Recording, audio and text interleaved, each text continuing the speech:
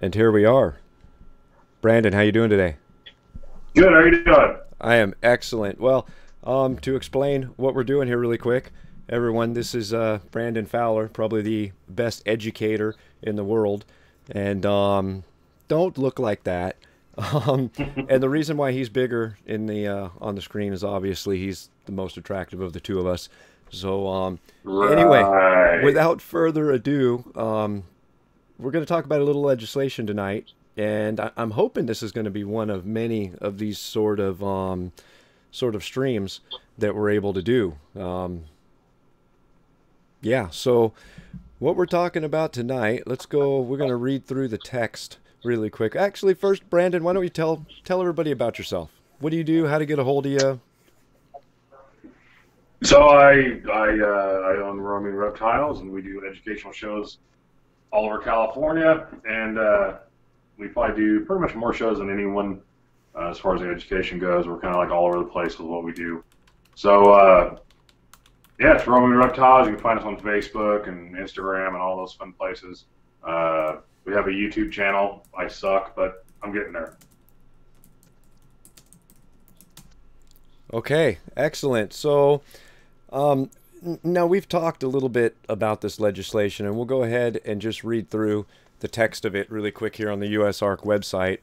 Um, I'll just start at the top. Section 1, Title 4, the general laws entitled Animals and Animal Husbandry is hereby amended by adding thereto the following chapter.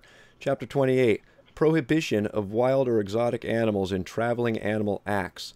428.1 definitions as used in this section. Mobile or traveling housing facility means a vehicle including a truck, trailer, or railway car used to transport or house an animal used for performance. 2. Performance means any animal, act, carnival, circus, display, exhibition, exposition, fair, parade, petting zoo, presentation, public showing, race, ride, trade show, or similar undertaking in which animals perform tricks, give rides, or participate as accompaniment for the entertainment, amusement, or benefit of a live audience. 3. Traveling act means any performance which requires an animal to be transported to or from the location of the performance in a mobile or traveling housing facility. Wild or exotic animal is defined as an animal that is native to a foreign country or foreign origin character, not native to the United States, or was introduced to the United States from abroad. 428.2 Prohibition. No person shall use a wild or exotic animal in a traveling animal act. Penalties, to make it short, 1 year in prison and $1,000 per violation. So that, my friends, is what we're talking about today. Um, and the one thing, Brandon, I don't know about you. The one thing that really bothers me, uh, that just jumps out at me as far as what you do and how it relates to this is not necessarily what the legislation says, but it's what it doesn't say. You know, because it doesn't necessarily point out educators such as yourself directly, but it doesn't exclude you either. Right. Well, you got to think these animal rights people, man. They don't care about who it is or what you're doing. They want it all shut down because that's what they do. They want total animal liberation, I guess. Right? They want us to let all of our animals go, and so they can be free and live their lives. But they don't understand what happens when education stops. That's when people stop caring. They're not helping the animals. They're not getting people to care about them. They're going to get people to forget about them, and then we're not going to, have them much longer. Well, yeah, correct. And I also noticed in there that they had mentioned further up in that article that they obviously make a bit. I guess they don't share any good information, such as what you do, and what several of the other educators around the country do. They just share the bad things about it, which is it's unfortunate because I mean I mean I don't want to put you in the same category as PETA or something, but to an extent you want to do good on these animals and educate people, and they for some reason think they're doing good on these animals. I don't know how, but Right. it would be so nice if we had some of these welfare groups start giving the whole story instead of just their side of it, you know? Well, that's the thing is we have legislators or whatever, and then you have the animal activist people that are coming to them and pushing their agenda, and the politicians don't understand the animals. They don't know the animals, so they're listening to who they think are the experts, right? That's who they think has all the information. When really all it is a bunch of wackos trying to get their thing across, and they go with it because they think PETA or Humane Society, they're clearly, they have all this money, they clearly know what they're talking about, and they really don't. They don't talk to people that actually deal with these animals on a daily basis. Yeah, yeah, and I think one way, I mean, I guess we could say this happening in Rhode Island is probably about as far away from what you do, where you do what you do as it could be.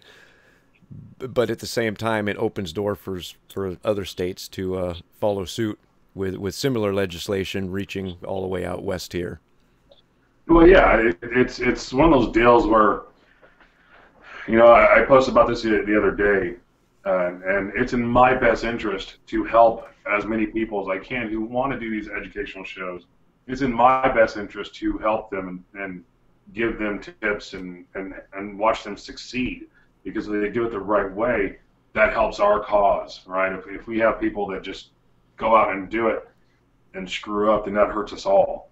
And so I want people to do these shows and educate people, because that's the only way we're going to get across these politicians. And I've done shows in front of lawyers and judges, and I've changed minds. I say me, but our animals have changed minds and do a great job. And that's what we need. That's what we need these politicians to see, what these animals can do and what they're not. Yeah, yeah. And, I want to point out something really quick that Todd just said in the chat is keep doing good stuff. And I think that relates to every aspect of our hobby on what we can do to help and hopefully save it someday, is just keep doing good stuff. Yeah, I mean, we got to. And I'll be the first to tell you we have bad apples in the hobby. Every hobby does. And unfortunately, we seem to promote the bad in this hobby instead of pushing the good. And that's one thing that has to change. When you start getting these good people and pushing them up to the level where everybody can see them, because unfortunately it's not happening. Oh, man, you are preaching to the choir there. Anybody that's watched this channel for the longest time has heard me say that exact same thing time and time again. I understand, and I understand why people push the people they push. I get the entertainment aspect of it and everything, but it's just unbelievable how many people that we've seen, good people, that have just fallen off the face of the community at a public level, at least, because they struggled so hard and made it nowhere, basically. Right, yeah. It's one of those deals where, you just kind of got to make up your mind, what are you doing it for? And are you going to stick with what you're doing it for, and not veer off for YouTube fame or any other kind of stupid fame. You do it because you want people to interact with animals, you want them to have a good time, you want to change minds and hearts, and you want them to really understand why I have these animals, but I want them to understand why they're here and why it's important they stay here. And I don't expect people to go out and buy a tarantula or a snake or a lizard, but at least understand and respect why they're here, and just kind of live together, basically. I know that's hard to do nowadays, but it is possible. Yeah, it's amazing how many people don't realize the implications of not having these animals here. And I mean, I'll be the first one to tell you, I don't get me near a spider. I'll scream like a little schoolgirl. I just don't like them at all. But at the same time, I understand their importance, and it's hard to get that to sink in. And something you said earlier about changing minds, it's amazing how you could sit there and tell someone tell people how wrong they are and how stupid, quote unquote, they are. And in my experience, that never works. But you show a little bit of compassion and understanding, and take the time to teach them. You know, because it's all the negative information out there about these animals. It's all learned. They learned it from somebody, and they just have to be retaught. Right. Well, you know, and that's the thing is one thing I really try to do at my shows is I want people to give the animals a chance. You know, and I always talk about, you know, you're not going to get chased by these snakes. They're not going to, you know, just come out and attack you like you see on TV. Whatever you see on TV, pretty much in one ear and out the other, because it's all a bunch of stuff that just doesn't matter. They don't show you what the animals are actually like.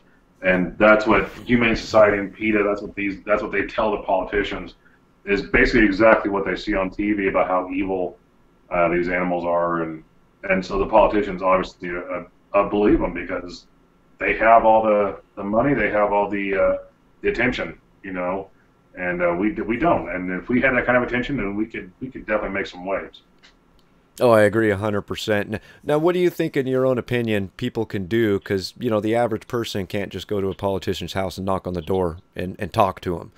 So, I mean, we do have these sample letters that, in fact, right on the action alert page from USARK, they have, I believe it's 3 sample letters that can be sent in. Do you think those actually help? Do you think that's the best thing people can do, or is there something else? You know, call, email, mail, whatever, man. You hit them at all sides. I've been lucky enough, or I've done shows for them, so that definitely helps. You know, in my county. But you know, one thing, you know, we have a deal where we can get really upset, you know, and say things we shouldn't say to people. And I tell people, you know, basically same thing USARK says, man. You got to keep a level head. You got to be professional, even if you don't like it. And I don't care if they're in your face, cussing you out and telling you you're this horrible animal person. Stay calm and be an adult, right? And have a civil conversation, at least on your side. And that will actually go a lot farther than, you know, throat punching them. Yeah. That's another thing I was going to bring up. You know, it's you can't expect anybody to listen to you while you're telling them where to stick it, you know. And Right. you know, Herp and Wrestler brings up a very good point. New Hampshire also has some legislation. Now, I'm not 100%, I'm not familiar enough about it to talk about it at any level, but this, like this thing in Rhode Island, this is just one. There's a lot of legislation going on right now all over the country. I saw one action alert all the way out in Texas even. Yeah, you know, and it's crazy, Max. It'll pass like wildfire, man. I mean, once it gets going, and so we gotta make sure that we have our best foot forward to stop these guys and kind of make it easier, you know. Because I want this to be around for my kids and my grandkids. You know, I want them to enjoy the animals and the way it's going. You know, these animal wackos, it's going to be really tough. Yeah, and I mean, I couldn't imagine. I mean, I do this for fun. It's a hobby, you know, but you do this for a living. It's, you know, you got a lot to lose through this legislation, doing it for a Right. living, you know, and I couldn't even imagine. I couldn't imagine that. I mean, what's it Well, yeah, feel like being at the brink of losing what you do for a living should these things start passing? man, that sucks. You know, I mean, you know, if I'm going down, I'm going down fighting. That's for sure. You know, and being in California, you know, I joke all the time that, you know, the lawmakers here in California are crazy. You know, they don't care about small business. They don't care about any of that. So they make it hard. You know, and I'm surprised we haven't had more attempts at these laws here. But I'm sure they're coming pretty soon. Yeah, it's funny that I actually, I think it was back in 2006 when I was breeding snakes. I wanted to go and lease a building down on Main Street to breed them in and get into large constrictors and everything. And I went through all the proper channels and asked all the questions and everything. And there, as far as my city goes, I have to follow state law. There is no local laws on what I can and can't have here. Right. Matter of fact, I can have an elephant as long as the state would allow me to have one. You know, Right. so Yeah. I for one am very thankful I live in an area where I can do stuff like that, and I hope it stays around for many, many years, regardless of whether my children follow in my footsteps with this hobby or not. I would just it would pain me to not be able to keep a lizard or a snake anymore, you know? Right. Right. And herp wrestler's right, man. I mean, if they start banning all this stuff, it's going to get a lot worse as far as poaching and people bringing in, from the wild, and like you said, that wild population will fall, and so they may think they're doing a good job by banning all these educational shows, but they're going to be hurting, and like I said, what happens if we lose the opportunity to do these educational shows and teach people, it's over. The future of this hobby is done. Yeah, we'll have ball pythons because they're everywhere.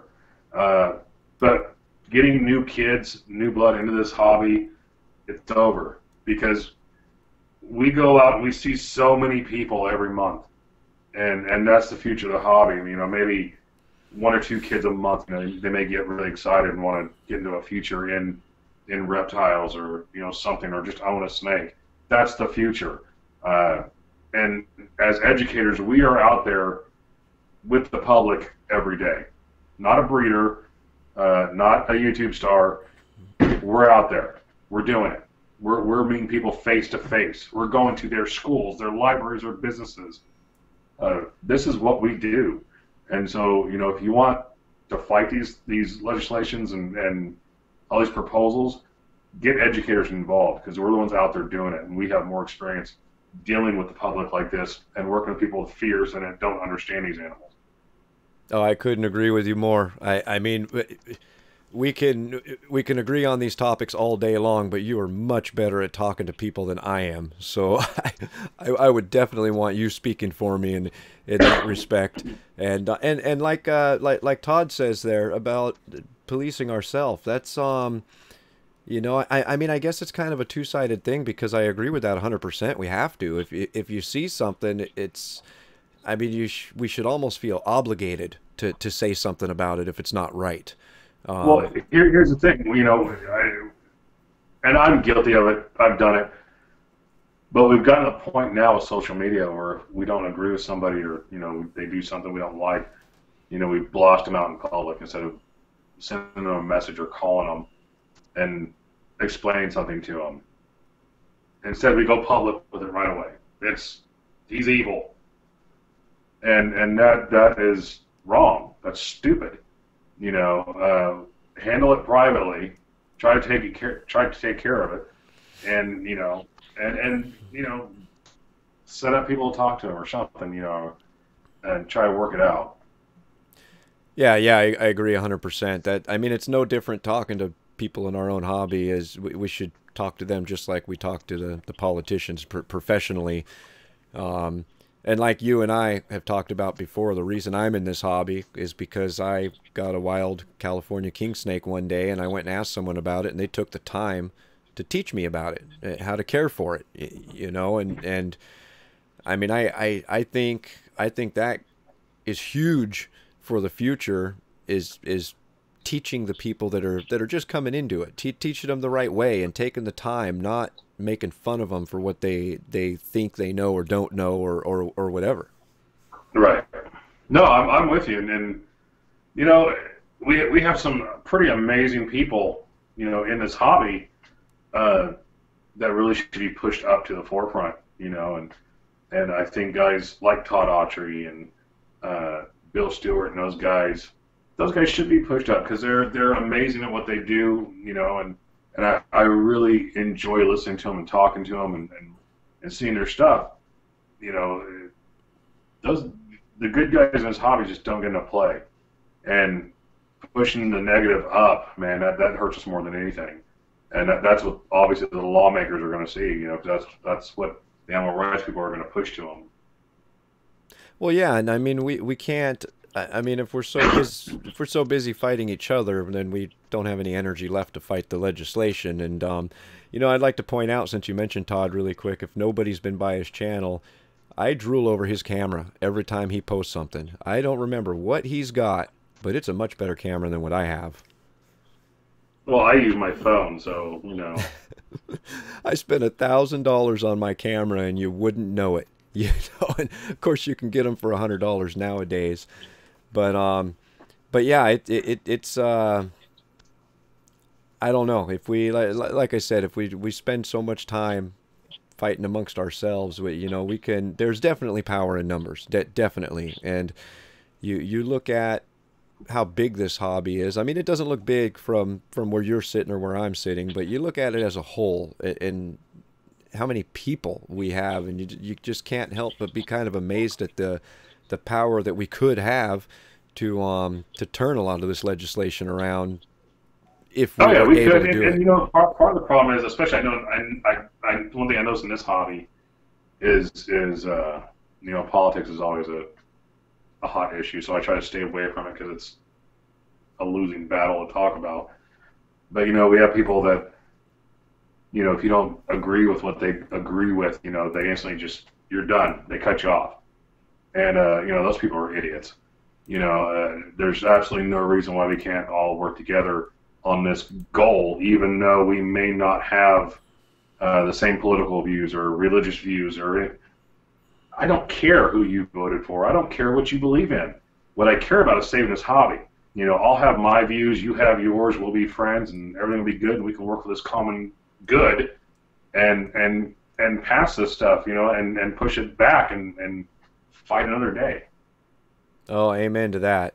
That's you know, we've all, like you said, we're all different people. We all have different views, different beliefs, different everything, but we also have one major thing in common, which should be at the forefront of our conversations on topics like this.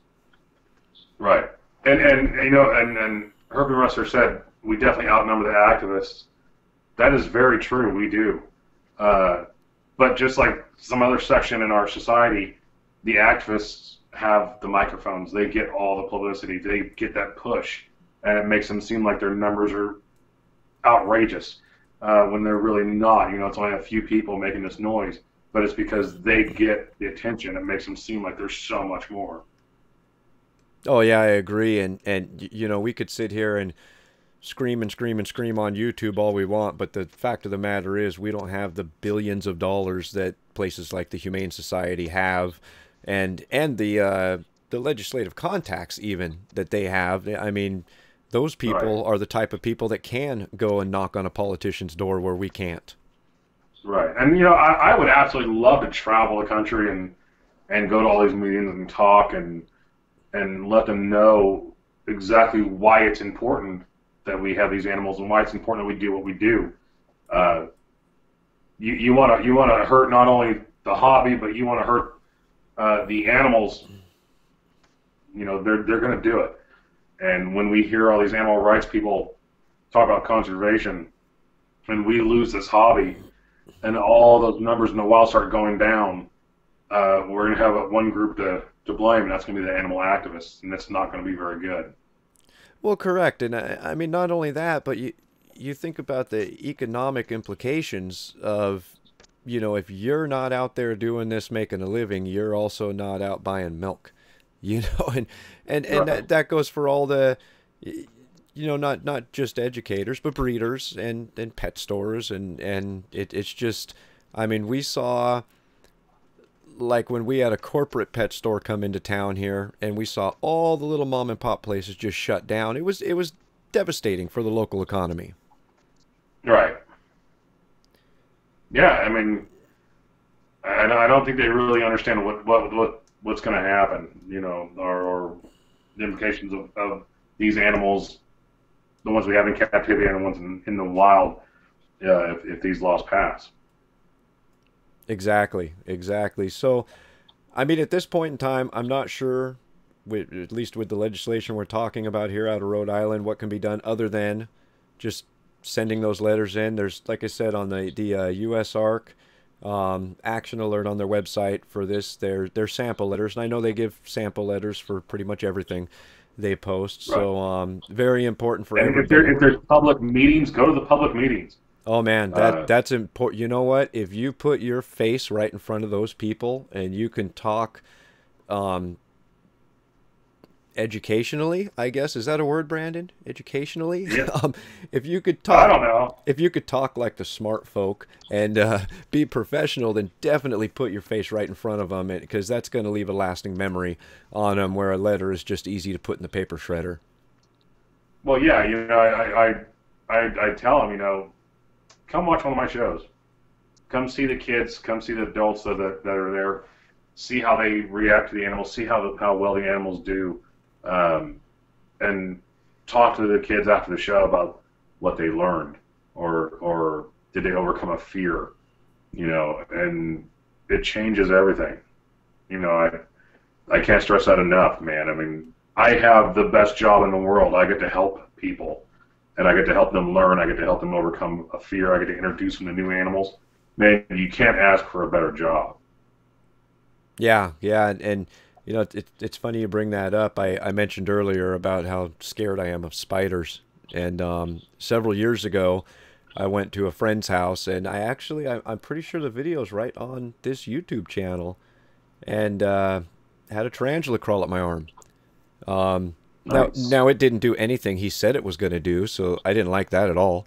But but no, I was 100%. Even though I still don't like them, I have a much higher respect for them. You know, and I understand that big hairy spider's not going to kill and eat me. Right, right, and that's usually everyone's. You know, they automatically assume that's what's going to happen. You know, I recorded a video the other day. I did a show of a lady that was terrified of tarantulas, and she held it. You know, and then did amazing.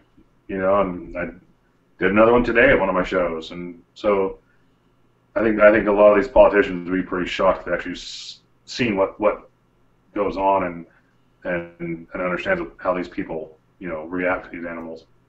Yeah, it's funny every time you post a picture on Facebook of someone at your shows holding your tarantula, how they kind of have the look of I don't know, they're kind of happy, but at the same time they're scared to death. You know? Right. Yeah. It's a little bit of both. Yeah, yeah. So I think gosh, I think we covered everything with that so far. Anything else you want to talk about? Yeah, whatever you want, man. I'm good to go. If Todd or Herb Rustler, I see the names like Herb Rustler, and I'm like, you know, what's your name? Because I feel really odd saying Herb Rustler. Yeah, I got to tell you, I've been kind of scratching my head at that too, and it won't let me open. Oh, I can go to their channel and see who they are. Yeah, that's kind of embarrassing. Hopefully, it's not someone I'm supposed to know. And I got my old man glasses on so I can read the comments.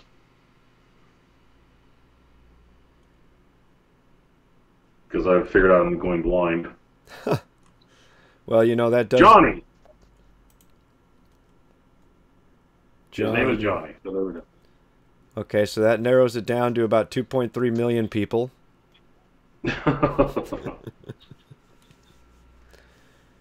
Who else is there? There's more people here than are actually talking. Oh, all we got is Todd and Johnny. That's all right. Yeah. So it's yeah, all we good. did. I'll tell you about today. We did 3 assemblies today. Oh man, I saw And you post about that. yeah, man, that was fun. Man, we had a good time, and Johnny's from New York. Awesome. Okay, so now we're down to 2.1 million possibilities. Yeah. Isn't that a common name in New York? I don't know why. I feel like that's a common name over there. I don't know. I've never been there. I couldn't tell you. So 3 shows Yeah. today. Yeah, we did 3 assemblies, man. It was fun. We had a good time, and at this school it's always different because I have to do one show in the morning, then leave for about 3 hours and come back and do the other 2 shows. because the way they have their schedule set up. So No. it's a little more difficult to do that, but you got to be flexible with the schools. So Yeah, yeah. So now these are all three were schools today. yeah, it's all one school. Now, how do you approach that? Do you? Because I can only imagine every show you go to is going to be different. You don't know what the reaction's going to be when you first walk through the door. I would imagine. How do you deal with that? With kids, it's easy. You can read them pretty fast. When they come in, they're excited or scared. There's no in between. Um, when I do shows for more of like the adult side uh, age, again, you do this long enough, you can read people pretty fast on who's scared, who has a fear, who's good, who's excited. Um, so you just kind of learn your audience as time goes on. Now, when I go into a show, I can pretty much spot who has the fear within about 30 seconds. Now, how often do you have someone that shows up with a fear and also leaves with that same fear? Uh, well, it happens at every show, but I would say maybe 5% Oh, that's not that are bad at just all. that are just refuse to do anything. Uh, but I would say 95% of the people I come in contact with, our animals come in contact with, overcome a fear. Awesome, awesome. How long have you been doing this? About 10 years now. Yeah, something like that. 10 years. So Jeez, I have we started as just as a little kind of weekend gig, and now we're doing it full time. I have trouble talking to people for 10 minutes. I couldn't imagine 10 years. Hey man, my voice is paying for it. And like last year we did the library season, and we went from I've done shows in front of two people, and we did some of the libraries where there was 1,000 people, or Wow. or I would do back to back. We did a library where we completely filled out the auditorium for the first show, and I said, just have some come back that are waiting outside, and I'll just do another free show after. And so I did the first show, and then as soon as they left, we did a second show for another packed house. So you got to really kind of you got to have a voice for it. Luckily I can speak pretty loud at times, but my throat definitely pays for it. That's got to be scary and amazing at the same time to have the opportunity to teach an entire auditorium of kids. You know what? I'm much more calm in front of thousands of people than I am in front of 10. I get more nervous when it's a smaller group. When it's a big group, I'm good. I can handle that. But for some reason, if it's a small group, I just kind of freaks me out a little bit. Jeez. Does anybody watching have any questions? Anything for Brandon? I'm not sure how long our delay is here. I know it's a couple seconds. Yeah, I know the video doesn't line up with what I'm saying. No, no, it doesn't. I always, every time I do anything, I always have a live feed going on my laptop right next to my monitor, and it kind of tricks you sometimes. You got to remember which screen you're looking at. Yeah. I just saw you take 2 drinks, by the way, at different times on each monitor. Yeah. What state do you do shows in? I am in California, the not so sunshine state. But not lately. No. I can definitely... Oh, you know what? I was going to show everybody the Doppler radar right now, but I don't have it up. But yeah, it's not sunny California right now. It's terrible California right now. Oh no, I'm digging the weather. I like the cloudy and rainy stuff. Yeah, I don't have a problem with it. I have a problem with every storm we get being the storm of the century lately. And Oh yeah. it's like Yeah. every couple days up north here we've had a hurricane come through, and it's just wearing on you. Yeah, it cracks me up whenever we get rain here. People freak out and they think they got to stay home, and they can't go to work because it's a little rain. Yeah, we've been getting a little more than usually we get snow every year down to 3 or 4,000 feet, but Actually, last Tuesday it snowed at my house, and I'm at 299 feet above sea level, so that was pretty amazing stuff. It was a cold storm that came through up here. Um, you you work out of California, but you're willing to travel, correct? Or no? Oh yeah, yeah. We've been to Oregon to do shows, and yeah, we'll go anywhere. As long as the price is right, don't forget that. Yeah. Yeah, you got Well, to. it's if I were a multi-millionaire, I'd be doing this for free. That's for sure. And that is one of the reasons why I respect you so much for it. But you got to be able to pay for your gas at least. Yeah, yeah. One thing that I made a commitment to myself is I do a lot of free shows. I'm not afraid to do free shows and help people out or schools that can't afford it or even families that can't afford it. I'm not afraid to do a free show and I think if you do what I do, it's not about the money all the time. We got to make a living, but the future is far more important. Yeah, I couldn't agree more. Legacy before currency, I guess. We've heard that a few times in the past in our conversations, Yeah. I believe. Yep. Interesting. That's it. All right, man. Well, I think we're done here. All right. Awesome. Unless you got something else to add, I think we're done here. Why don't you tell No, I everybody? got to start editing my video for my shows today. Oh boy, I know that feeling. So again, you can find Brandon. Just go to Google and type in roaming reptiles or Facebook, any of the social networks or anything. Roamingreptiles.com it is, I believe, too. Yep. Yeah. Or just look for Brandon Fowler on Facebook, and you'll see my bald face on there, and you can talk to me there. There you go.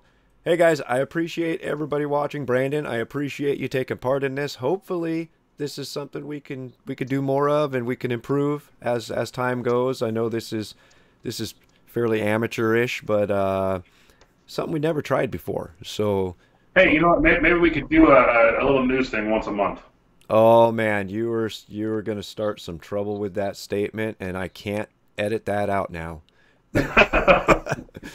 Yeah, I actually I think that would be a pretty awesome thing to do. So anyway, thank you for joining us. Thank you everybody for watching. Share it with your friends. Share Brandon. Tell him how amazing he is. Best educator around. Remember. And now I have to stop the stream before he contradicts that.